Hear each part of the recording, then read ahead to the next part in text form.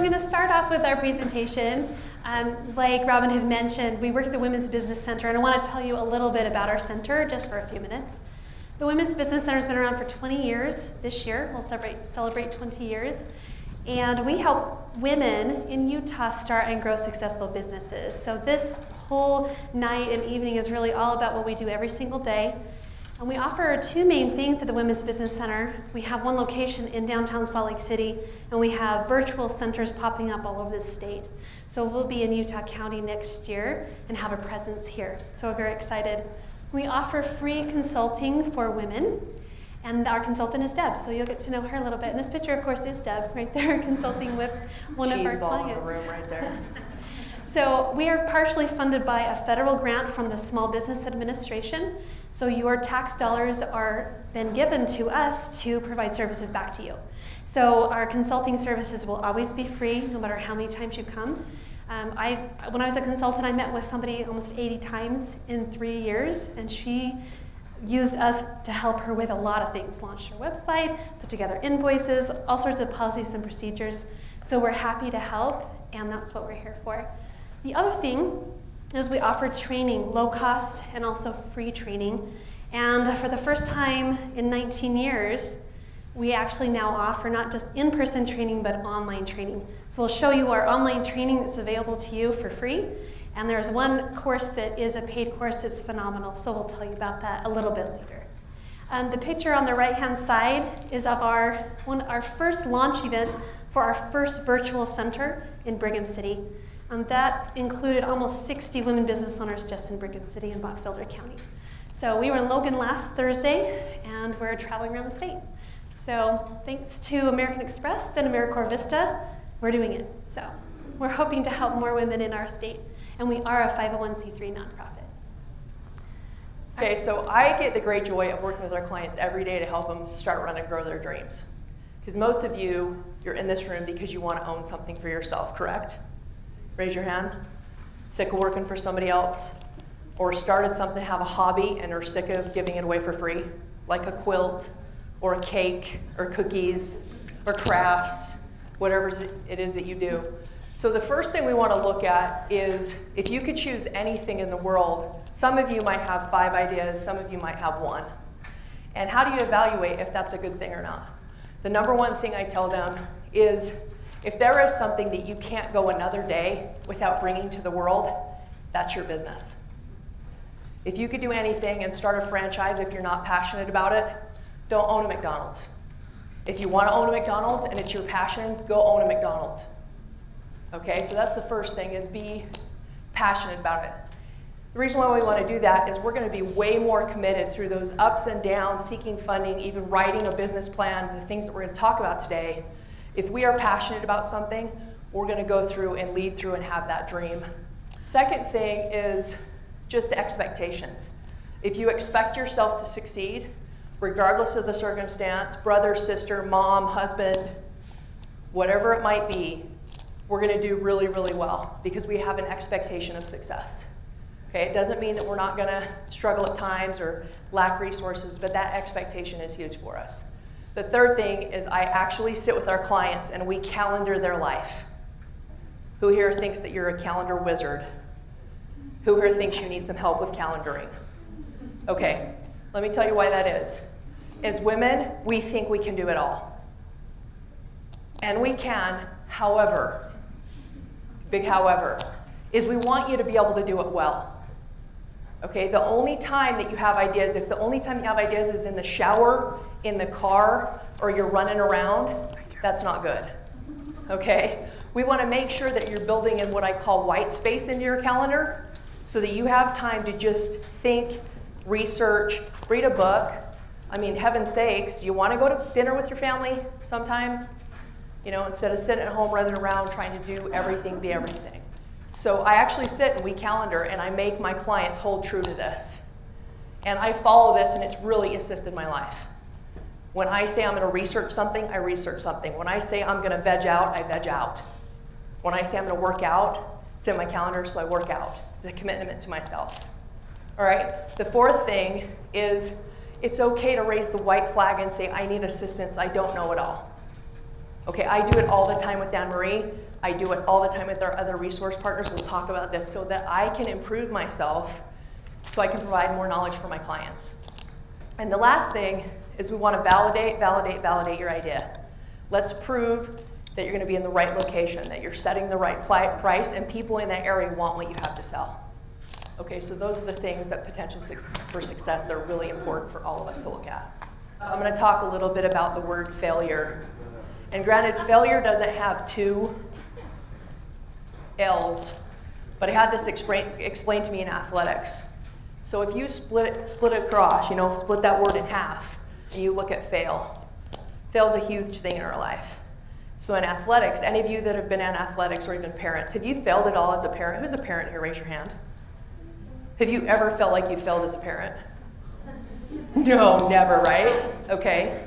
I used to tell kids that your parents are doing the best with you that they possibly can because you weren't born and a printout didn't come out the side about how to raise you. All right, you're all different. So failure is part of how we move forward. If it was easy, we would never learn and never grow.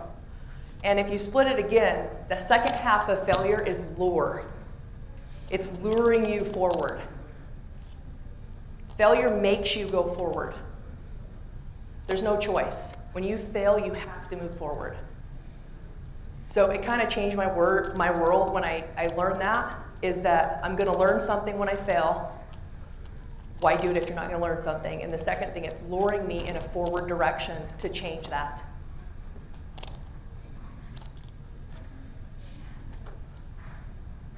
All right, failure and money. That's good to know. That tells us a lot about this room right here, so we can tailor what we're going to talk about a little bit, maybe more to that. All right, should we go to the next one? Okay, so how many business ideas do you have? Do you have a idea? You would be A. You have no idea? That's B. Or you have too many? C. Okay, now I want you to know on the too many ideas, you're not the only ones that feel that way. Almost every entrepreneur that walks through my door comes in and goes, I know I want to start a business, I meant to do this, but I have way too many ideas. Okay, we sit down and we evaluate those things. So who has 5 ideas or more? At least 34% of you. Who has 6? Apparently I'm not supposed to talk. 7? Anybody have more than 7? That's good. Okay, again, now evaluate, going back what we talked about, what 1 or 2 ideas are you really, really passionate about that you know that you can commit to? That's how you kind of evaluate and divvy up those ideas. Everyone answered? Anybody needs another time? Some more time before we go on? It's good to know. We added on too many ideas because we do have a lot of clients who say that like that. So who here likes to do research on things? I'm so glad to see that because I really enjoy it if it's something I care about. And other people are like, please don't make me do it. Who just likes to Google? That's research too, come on. Good. You know, we're all Google fun. So there's 4 things that we're suggesting you do when it's research time. And that's to identify at least 4 things about this business that you have an idea about. The first thing is to really understand the need for it. Because if nobody wants it, needs it, you won't be able to sell it. And businesses need to make money, make no mistake about that. Businesses make money, so make sure that it has potential to make money, that somebody wants it, they have money for it, and they want to buy it now, beyond your friends and family. Because without that, you may end up actually chasing something that should be maybe a hobby. So really, discovering the need can be done in many ways, and we're going to show you 2 ways, and we'll have you go on your phones to actually start with your own business idea, to look up some research. Making sure that need, and you want to understand the need as much as possible. So an example of that, this is a weird example, but I had a client come to a training, and she was going to sell Gothic accessories. Gothic, I mean, that was a handful of years ago, but I'm like, okay, and that's different than anybody else. But what was interesting was she had done a lot of research, and she had a lot of information about this small target audience and what they thought, what they wanted, how much they'd be willing to pay for something, how far they would drive to get to it. Identifying those things are really important, and making sure that what you're going to sell is something that somebody on the other end actually wants to buy. The second part is on market size. You want to figure out, and again, we're going to show you some of the tips to find that. There's a lot of research that's already been done. So when you think, oh, I have to figure this stuff out, a lot of times the industries, and they've already done research like this. And also we're going to show you a federal site that will help you as well that's pulling data, actual data from our spending habits and our IRS forms. And we find out how many people or organizations buy what you want to sell. And that's important to know what portion you could possibly sell to. And it might be that the market size is millions of people buy what you want to sell, but if you're a little bit different, you want to know how many people might care about that difference more than anything else, and they'll come to you because you're different. That kind of goes into that last one, but competition, you want to know who is already providing this product or service to the target audience you want to have. And what are they good at and what are they bad at? So Julie downstairs, Dr. Hanks had mentioned competition. Did you remember that she had said, don't treat them like you want to stay away from them or that you're against them? But she actually showed an example of collaborating with them. And we know lots of clients that that's a really good idea in a lot of circumstances where you can't possibly take care of every single person who wants your product, but maybe you could collaborate with them. And when they have too many clients, they can refer to you and vice versa. So competition, you're going to want to make sure you know who they are, where they're located, and we're going to do a SWOT analysis later. You can do that on your competition as well. And it's not so much about being better than your competition, it's being different, and that's what's most important. So you want to find out as much as you can about your competition. And in those two websites we're going to take you to, we can uncover some of that tonight. The last part is your competitive advantage. Once you know, okay, there's somebody out there who wants this, that needs it. We know about how many people do that. If you're a location in Utah or say in Orem, you're going to want to see how many people are located within a certain driving distance of your shop, the driving distance your target audience is willing to drive to get to something like yours. If you're online, then your target audience is going to be online. They are probably not going to be just Utah. In fact, we launched a new website we'll show you, and we pulled our analytical report today, and we have people accessing our information from all different states. And we're just here for Utah, but people are using what we are offering all over. So understanding your competition, and again, making sure that you know what makes you different from them. You don't have to worry about being better. And don't make it about pricing otherwise. You know, because there's companies that pride themselves in being the low-cost leader, like a Walmart or other places. Don't necessarily have to worry about, and you don't want to really base it off of the price, because then you're always trying to run after things. So find what makes you different and find out what they're willing to pay for it. So when we do training, I usually suggest that our clients don't make it about price. And when you decide, you need to find out how much it's going to cost you, of course. That's important. But find out what they're willing to pay for it. Because sometimes if you're selling a luxury item, it's not so much about what it costs you, and then you could do a markup percentage, but the most important thing is to find out the needs of your target audience. If they perceive that thing that, for instance, you're doing custom-made gowns, maybe for weddings, and if it's something that's tailor-made, they're expecting it to cost a lot more. So you can price it according to what in their minds they think they should have to pay for it. Because we all know that say for instance, a Ford should cost a lot less than a Lexus. They just do. We just expect it. And so you want to make sure that the people who want the Lexus, you understand what they're willing to pay for it, and then you charge it. And they won't feel even bad about it. It makes sense to them. And one thing that I tell our clients also is that if your customers are telling you that your prices are just fantastic, that means you're not charging enough.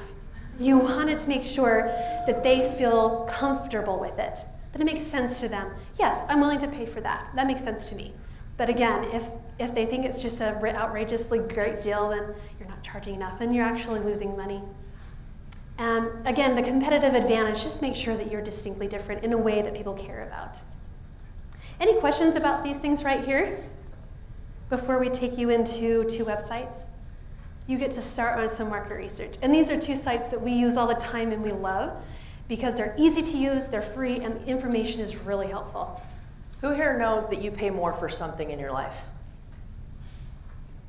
Pay more for Pay more for something. that you like. Who more? knows you pay a lot to get your hair done, cut, colored?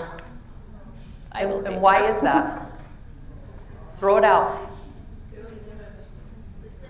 Specific. Quality. Convenient. Yeah, if you're, for me, there's not a lot of risk because my You hair's stay with so the same short person. that, you know, it's gonna come back really quickly. This microphone really doesn't like me. Yeah, there's certain things you're gonna pay more for than others. Okay, you don't have to be the lowest in the price range. You don't even have to be in the middle. When's the last time you saw a Bentley commercial for a car? Do they have to advertise?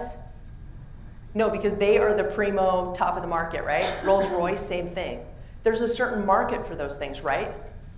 And we can figure out that research. Whereas you probably see a Kia commercial or a Hyundai commercial every day. Totally different market. So you can be the highest priced in your price range. We've done trainings before in collaboration with SCORE. It's another resource provider. And the presentations on how you should charge more for your charge your customers more for your products and services. So we're going to go to Google Trends really quickly. Do you mind typing into that? Perfect. So the first part, well, let's see. Okay. So the first one that we're going to take you to is Google Trends. So that's, you didn't see the URL, but it's www.google.com/trends, TRENDS. And while you're looking that up, again, google.com/trends. So Google, one of the most used websites in the entire world, if not the most, maybe close to Facebook, is actually a search. It's a browser search engine that will bring up the information you're looking for. And what we're finding is that most people will search for things now that they want. So searches kind of mirror demand. If somebody really wants something, or it's the season for something, like Christmas time, so Christmas trees, you know, searches or ornaments will go up in, you know, the end of the year. And what Google has done is that they're providing analytics for you to search to find out how many people are searching for what you want to sell. And they put it all here in statistical form. So if you want to go to that, it should look similar to this, maybe a little bit different on your phones. But what you want to do is figure out, and this is just a test tonight, is what somebody would put in a Google search to find your product. They're probably not going to put in your business name necessarily. So if you want to figure out, and we're going to set some filters too, just so you know, but put in the search string of words of what people would search for, or what they would put in to search for you. Is there an example somebody wants to give? Yes? Handmade pottery. Handmade pottery. So let's do that one. Do you mind if we do that one for you too? All right, so we're gonna put in handmade, what's it again? Handmade pottery, perfect. And then we wanna set some filters just below that. So we wanna change it from worldwide to maybe just Utah, or we could do the United States. So if you'll change that to the US, and then do you want us to do it just Utah, or just the United States? Let's do the US. Perfect. And then the past 5 years, let's change it to 1 year. We usually tell our clients on market research, don't go more than 2 years. Information is way old by then. So we usually look at 12 months, the last 12 months, and maybe the longest 2 years. We'll change it to the past 12 months. And that shows us, at least visually, the searches that go on during the year for exactly that search string of words, handmade pottery. The good thing about that is it shows you when the high times are, when the low times are. So there's a lot of things you can do with this information. One of them is that if you're going to be selling online, you want to know this pattern. So you're going to want to advertise at the time most likely that most people are searching for it, rather than the low time. And then also you can start to see the patterns. It will help you with your cash flow projections, which we will talk in a minute. If you need a loan, the bank's going to require you to give them at least a 12-month estimation of how much money you're going to earn and spend each month of those first 12 months. And you can mirror the income coming in according to this pattern. So some products are very seasonal. This one actually has a little bit of a season. It looks like it's kind of low in January, the first few months, kind of pops up in May, and then it kind of looks like maybe it's the beginning of the month is higher than the end of the month. Other ones, like for instance, I had a client who wanted to sell Easter dresses online. Of course, Easter dresses are generally just sold in the springtime. So she's not going to spend a lot of money advertising in November. And that's kind of obvious, but some products you don't know what your seasonality is until you look it up. So this is an easy way to do market research that's visual and a few ways to apply it.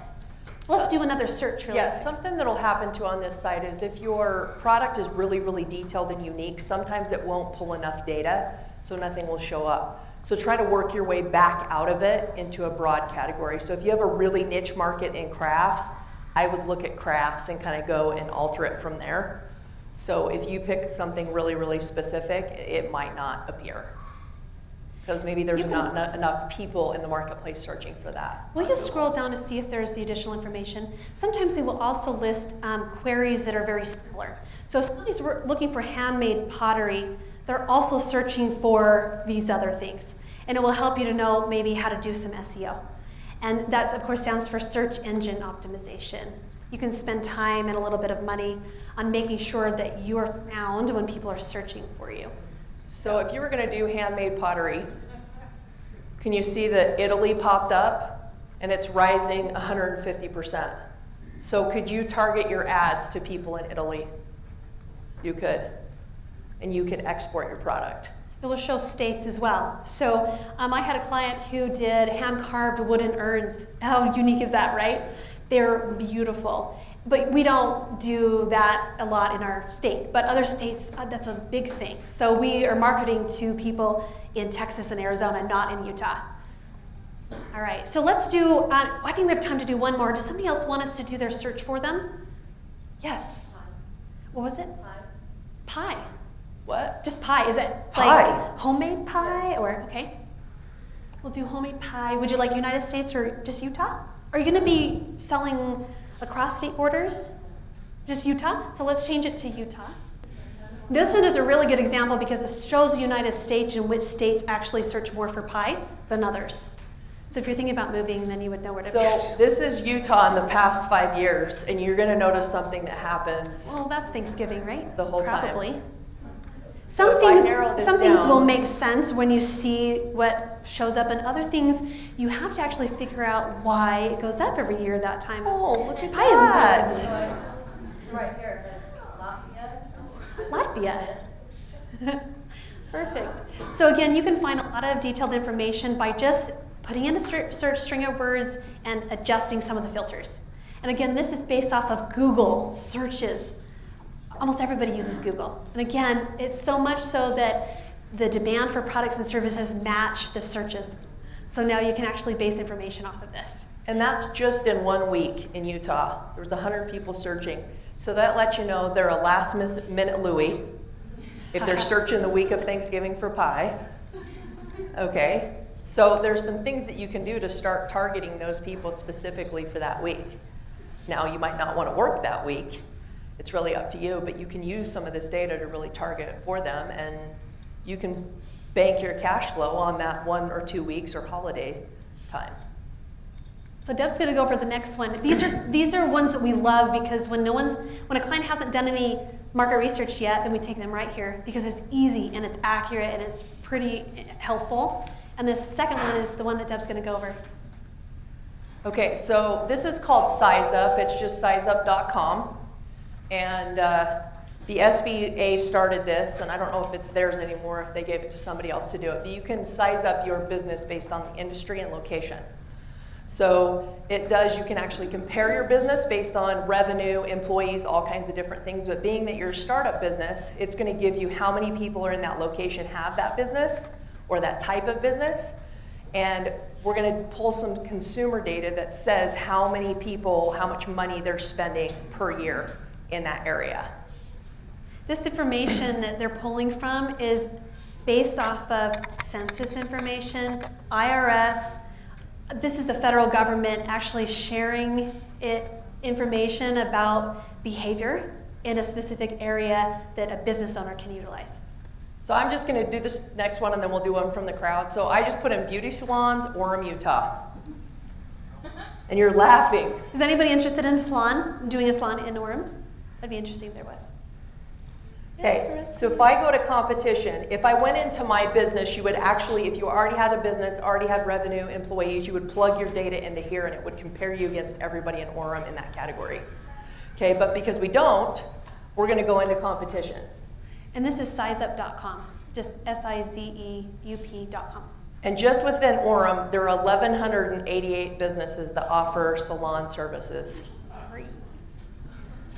A lot of competition. That's what A lot we're of finding. competition. But who knows that they have a hairstylist that refers to somebody else because it's not their area of expertise? Some people focus on short hair, somebody really good on long hair. I don't know why perms were ever popular. I used to get those as a kid and I hated every ounce of it. Okay?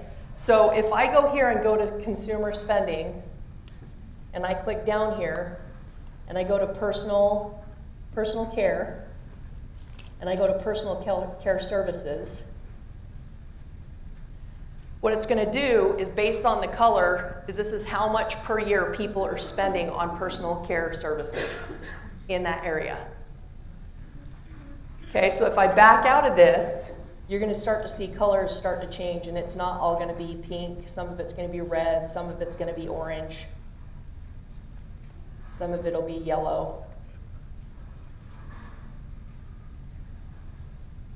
So as you can see, and this is a little bit hard to see, it gets darker as you go towards the mountains on the east side. Well, what's also true about that? Are the houses more expensive as you move up the east side? Yeah. Okay. We want to look at in business is what is called median household income. Okay. Some things are want services and some things are need services. Food is a need. Shelter is a need. For me, my cell phone's a need. Okay. But that's not reality for somebody else. So wants and needs, we want to look at what they're spending money on. Now, personal care services could be high-priced shampoo. Who knows you pay a lot of money for your shampoo, you get it at the salon. You guys are all afraid to raise your hands. Like, no, I don't want to admit I do it. I do it, come on, people. Okay, who here buys really cheap Suave shampoo for their family at home? Because your kids go through it like it's candy. Okay. All right, you're laughing, but it's totally true. Okay, so this helps us because if I want to start a salon, I'm going to look at areas that don't have these dots, and maybe there's a higher median income. Less competition in that area, and people spend more money. Would that be cool? That would be pretty cool. For me it is. I'm going to answer it for me. Okay? All right, anybody else have a different industry? Yes, ma'am. You do boutiques? Boutiques. Like craft boutiques? And you know that people spend more money per item in boutiques than, say, like a Target, or because and they're looking for a different experience than a Target, and also for different types of items. By the way, while she's looking this up as well, if you sign up for a login, which has hardly any information, you have access to all the reports, and you can compare yourself and what you plan to pay your employees to the companies that are already in business paying their employees, and you can see where you've lined up. If you've way overshot it or you're way below, and it does that also for many other areas of the business. So I have another question. Do you want boutique items retail or do you want fashion boutique? Fashion. Wow, that was very precise. In Orem? Do you want it in Orem? Salt Lake. Ooh, Salt Lake City. Oh, if I could spell, that would be awesome. There we go. Make sure you select the drop down. We learned this. If you just enter it, we'll leave it blank. So make sure you pick from the drop down. So within the Salt Lake City boundaries, there's 84 of them. Okay? Better than 1,100. So let's go to spending. And what category do you think it would be underneath? Would it be apparel? So we're going to click on apparel. What kind of apparel? Do you want boys, girls, infants, footwear, gifts? Women's? Women's. Oh, This is you're getting going pretty specific, and again, going with it's the based big off dogs. of federal information. So. Oh really gosh, it gets even more detailed. Have you noticed this? Accessories. We apparently are very difficult creatures. Not that we don't already know that. Okay, so let's look. Is it pants, dresses, shirts, tops? Are we going to have to, like, all of those? We're probably going to have to look at different data and compare them, aren't we? Okay, so let's just go for pants to start with. Okay, so I'm going to back out of this so it shows a little bit bigger of an area.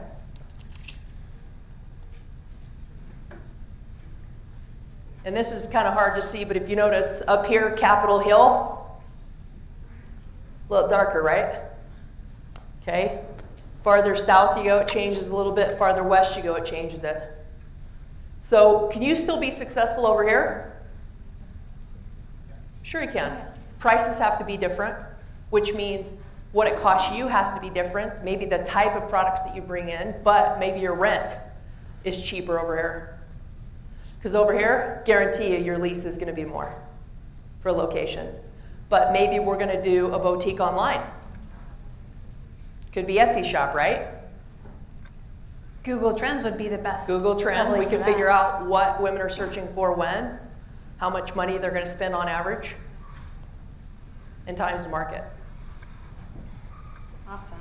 Well, we Alright, have an so we're- assignment for you. It's on your seat, so Deb's going to go over that. Is that spending for like a period of a year? I think it's based off of your calendar year. Is that right? Yeah, let me click on, She's going to look that up for you.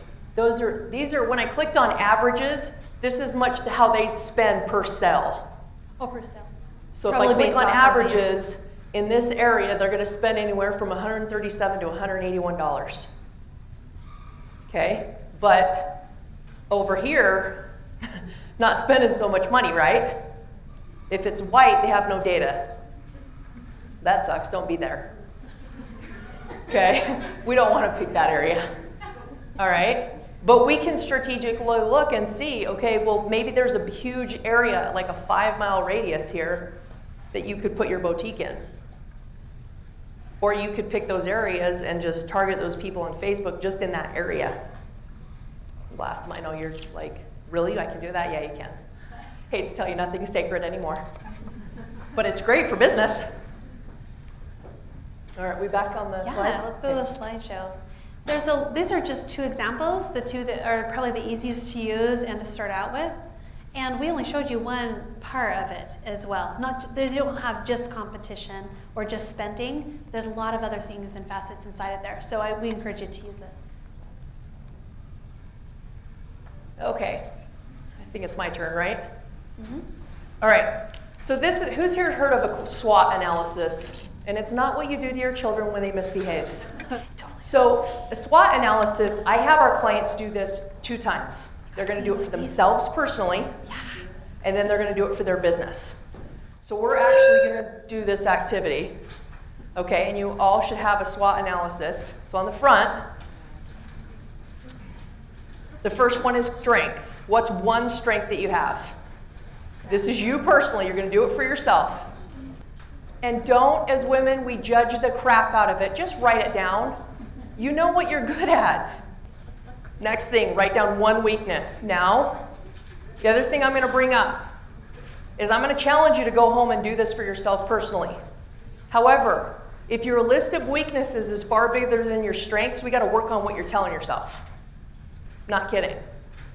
Because what you tell yourself is going to inhibit you in business just as much as it does in your relationships with your kids, in life, at work, getting the next promotion.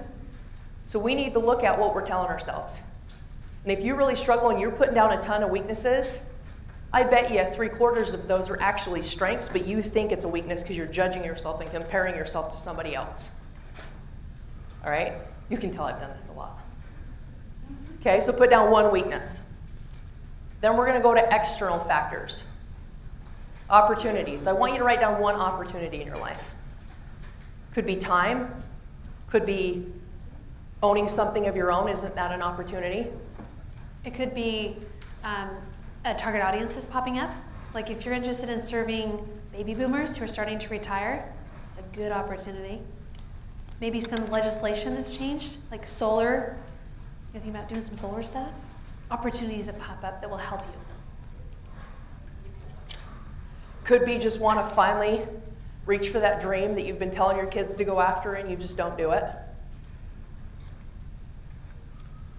Okay, and then a threat. So in business, I know this to be true in life too, is that just like the weaknesses, the threats for most of us are all internal. It has nothing to do with our competitor. It has nothing to do with our spouse. It really has nothing to do with the next door neighbor that's dressed to the nines all the time. It has nothing to do with that. It's all about what we internalize as a threat that really isn't a threat. Okay? So I would challenge you to do this for yourself, and then we'll do it for your business idea. So one thing I don't like to do in business, I do not like to return emails and phone calls. Who here is with me? Just be honest. Okay. However, it's a huge part of my job. Huge part of my job.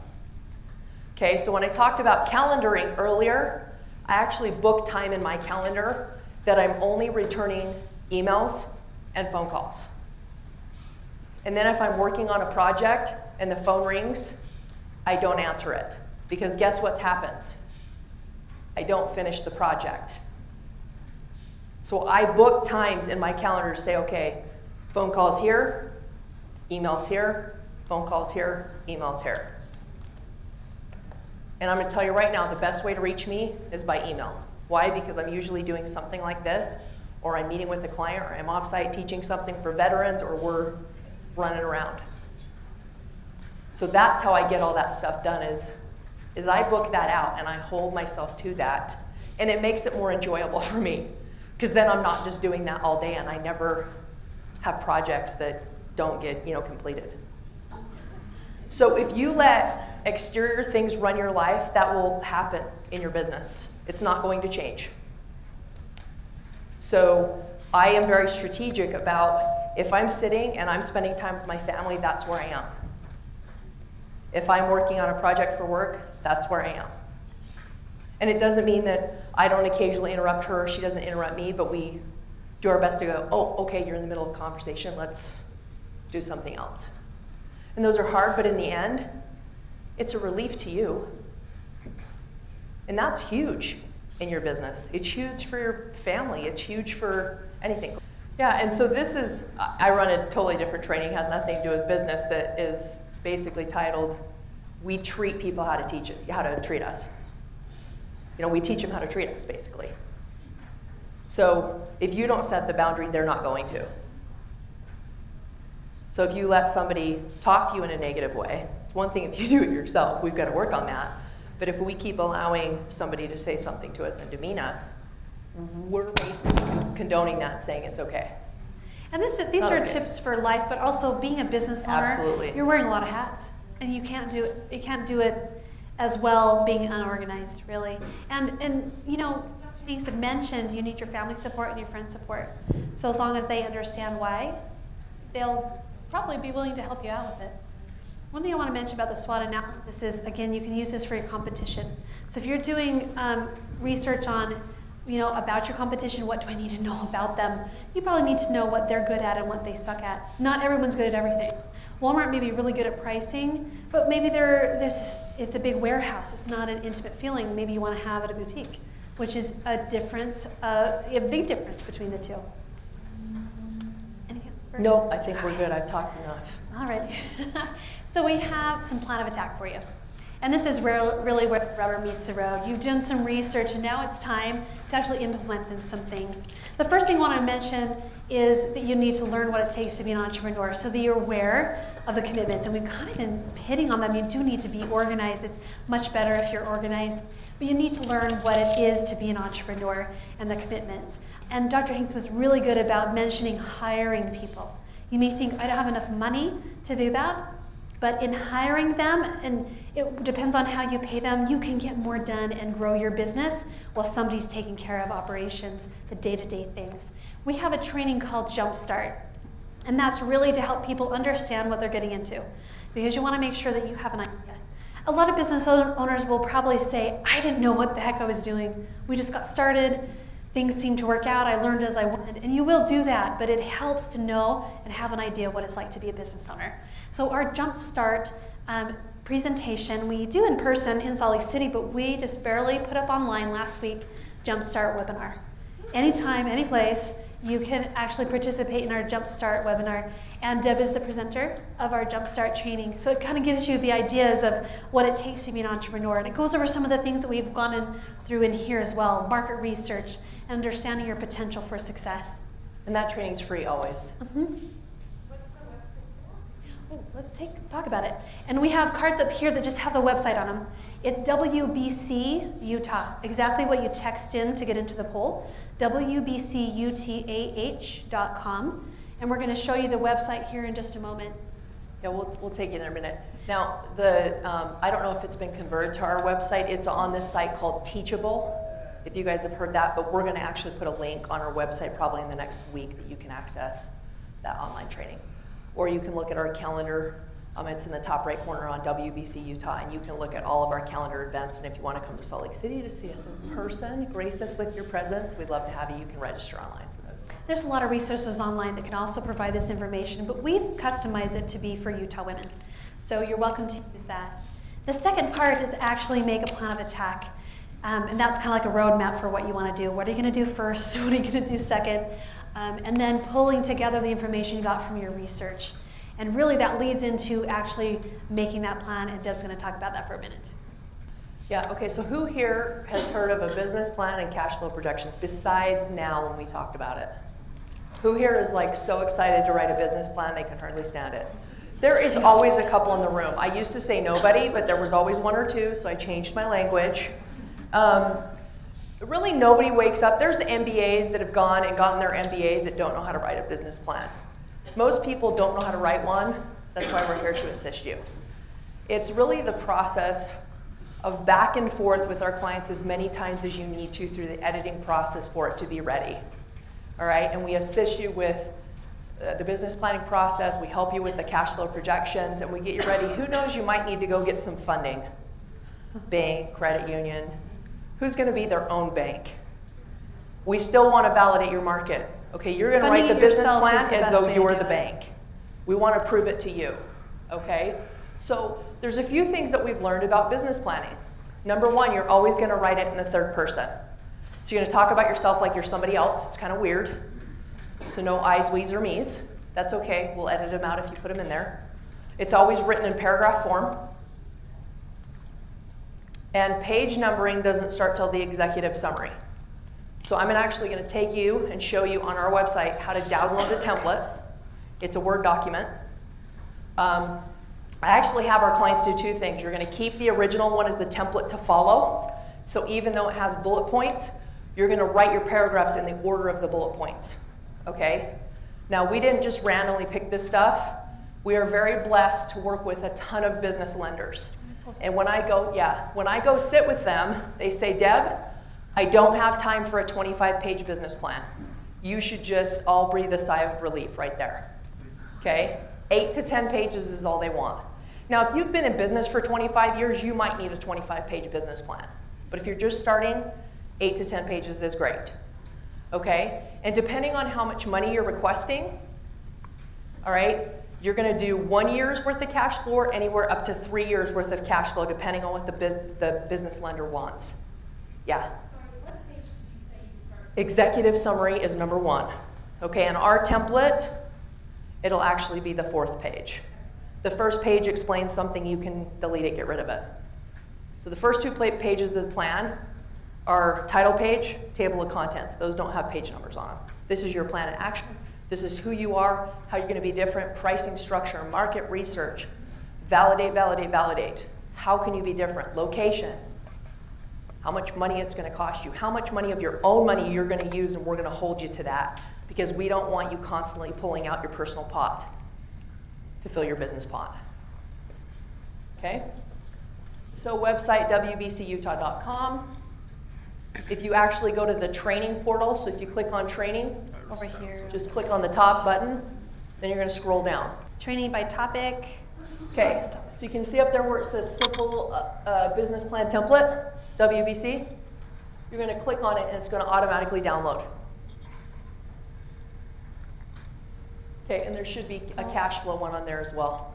So there's that. Cash flow is actually on the other line at the bottom, right over it. It'll download automatically.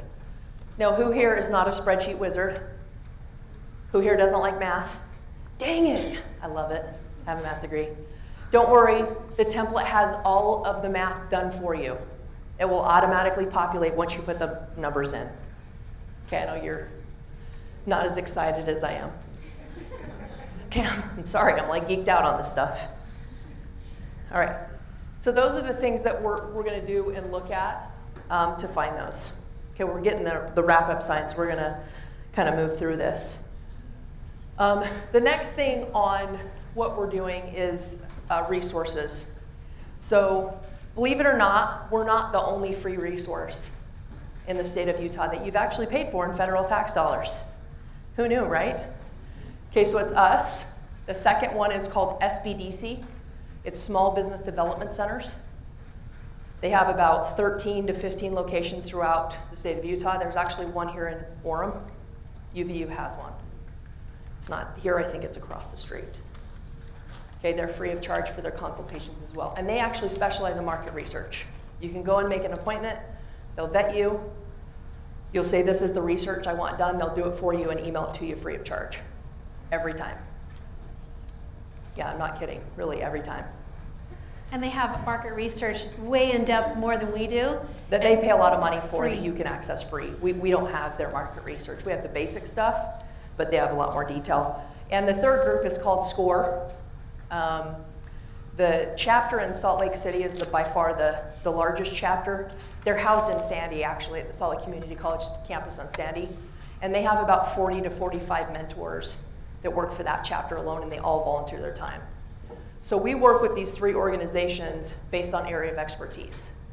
So it's not uncommon for us all to share the same client. SCORE, score.org. We're number one. Number one. We're number one. Because we're here. Okay, then there's score.org and then Utah SBDC. If you just type in SBDC Utah, it'll come up first thing. And pick it by location. And the Salt Lake location is actually in Sandy, so don't Google Sandy, it'll come up with Salt Lake. But those are three resources that all receive federal funding to provide free business counseling. Always. Doesn't matter what stage your business in, doesn't matter if you use us 25,000 times, it's free of charge every consultation. And these are also available nationwide. So if you were to move out of the state of Utah, you will find these three organizations in the state, wherever you go to. Same free counseling, low cost training. Don't move, we love you. I'm kidding, if you need to. Here is what I'm going to tell you guys about investors. Get older, I love that. There's a lot of things about venture capitalists nowadays. There's a lot of social funding, like has anybody heard of Kickstarter, Indiegogo? Okay, not every product and service is suited for a social funding campaign. If you have a very specific mission, chances are you might be. Okay, but you're going to ramp up for that campaign just like you would anything else that you're going to launch. And a lot of those platforms, okay, if you don't reach your goal, you don't get the funding. So you want to read all the things. And, you know, like Kickstarter, Indiegogo, GoFundMe, any of those, they're going to take a certain percentage because that's how they operate. As far as investors go, I would ask you to ask yourself a few questions. Number one, do you want to own your own dream, start to finish? That's the first thing. Do you want to own it, start to finish? Okay? Because I work with a lot of families that I even make family members write a legal partnership agreement because we want to agree to what everybody's responsible for. Because otherwise, I can't tell you how many fights I've had in my office with mothers, daughters, brothers, sisters, you know, part spouses, that they are trying to jump over each other's toes to run a business. I actually make them plan it out and commit legally to what they are going to each do so that you can move forward.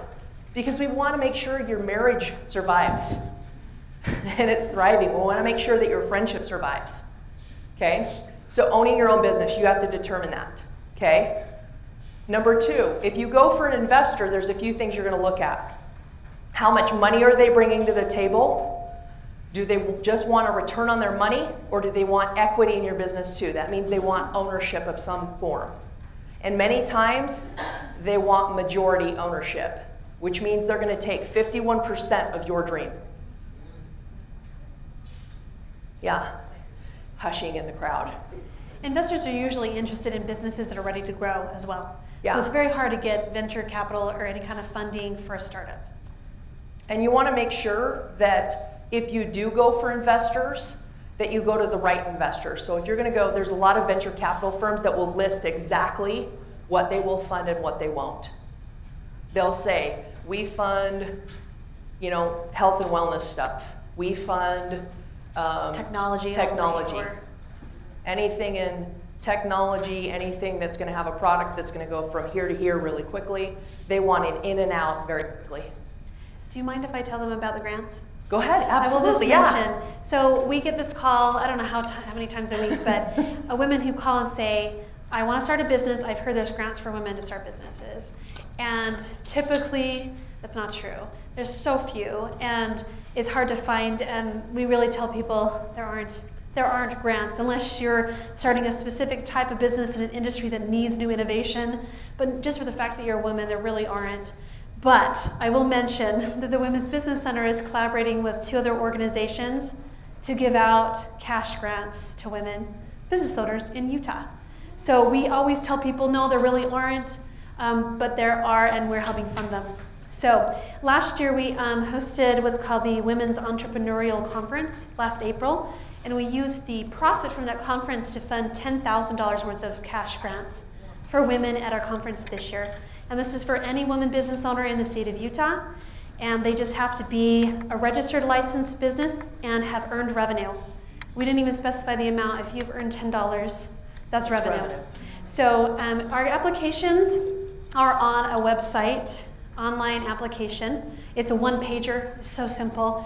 It's the website is UMLF, which stands for Utah Microenterprise Loan Fund. They've lent little bits of money.